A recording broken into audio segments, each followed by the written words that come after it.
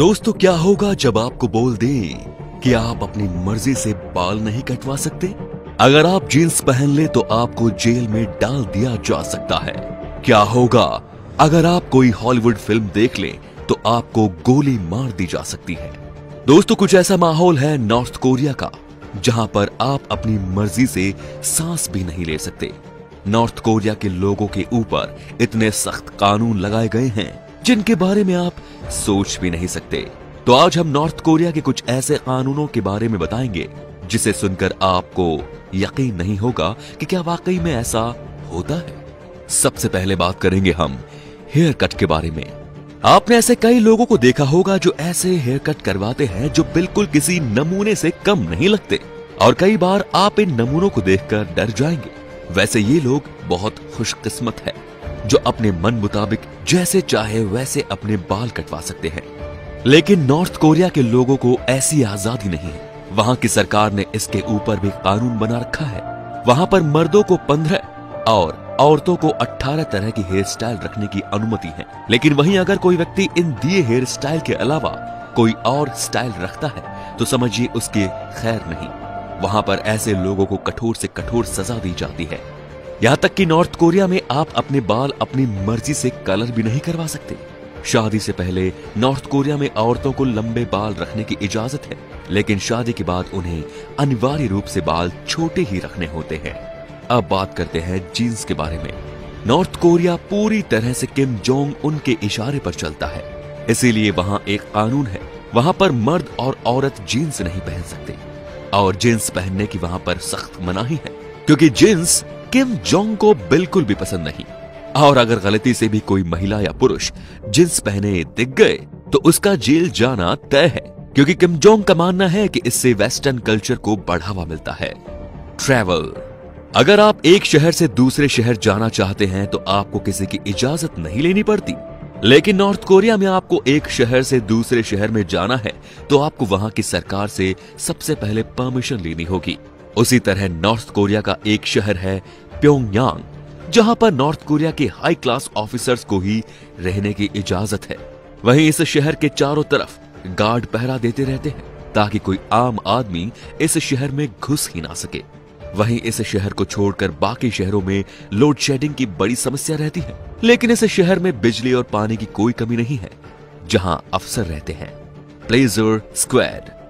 North Korea में एक विचित्र तरह का ग्रुप होता है जिसमें 2000 से ज्यादा लड़कियों को भर्ती किया जाता है। इन लड़कियों की भर्ती सिर्फ इसलिए की जाती है ताकि वो नॉर्थ कोरिया के हाई क्लास ऑफिसर्स को एंटरटेन कर सके। सबसे हैरानी की बात तो ये है कि लड़कियों को सिर्फ 13 साल की उम्र में ही भर्ती कर लिया जाता है। लड़कियों को स्कूल से चुना जाता है और उनकी गहन जांच होती है कि कहीं उन्हें कोई बीमारी तो नहीं। पूरी मेडिकल जांच होने के बाद उन्हें प्लेजर स्क्वाड में भर्ती कर लिया जाता है। आप समझ ही सकते हैं कि प्लेजर का मतलब क्या होता है, आनंद या मजा। अब बात करते हैं प्रॉपर्टी के बारे में। नॉर्थ कोरिया के लोग कितनी भी धन दौलत कमाते हो, लेकिन वो अपनी प्रॉपर्टी नॉर्थ कोरिया में खरीद नहीं सकते। वहां की सरकार का नियम है कि वहां की प्रॉपर्टी सिर्फ और सिर्फ सरकार की है। भले ही नॉर्थ कोरिया के लोग अपने घरों में रहते हैं, लेकिन असल में उसका मालिक किम जोंग उन ही होता है। Social media. देखा जाए तो आप और हम बहुत खुशनसीब हैं जो सोशल मीडिया का भरपूर इस्तेमाल कर सकते हैं, लेकिन नॉर्थ कोरिया के लोगों को ऐसी आजादी नहीं है। इस देश में यूट्यूब, फेसबुक, ट्विटर जैसे सोशल मीडिया बैन है। वहां पर सिर्फ नॉर्थ कोरिया में बने सोशल ऐप ही आप इस्तेमाल कर सकते हैं, और इन सोशल मीडिया ऐप में नागरिक वही देखते हैं जो उनकी सरकार दिखाना चाहती है। इतना ही नहीं, वहां के न्यूज चैनल भी सरकार के कंट्रोल में रहते हैं और वही न्यूज दिखाई जाती है जैसा किम जोंग चाहता है। अब है कंप्यूटर। अगर आप भारत में रहते हैं तो आप जानते हैं कि कंप्यूटर, लैपटॉप, मोबाइल खरीदना कितना आसान है, लेकिन नॉर्थ कोरिया के लोगों को इन बेसिक चीजें खरीदने की इजाजत नहीं है। वहां पर इस तरह की चीजें हाई क्लास रैंक ऑफिसर्स ही इस्तेमाल करते हैं और आम आदमी की पहुंच इससे बहुत दूर है। अगर किसी भी आम आदमी को कंप्यूटर खरीदने की जरूरत पड़ी तो उसे सबसे पहले सरकार से अनुमति लेनी पड़ती है। अंत में है पनिशमेंट। यदि नॉर्थ कोरिया में कोई अपराध करता पकड़ा जाता है तो उसे ही नहीं बल्कि उसकी आने वाली 3 पीढ़ियों तक को सजा दी जाती है।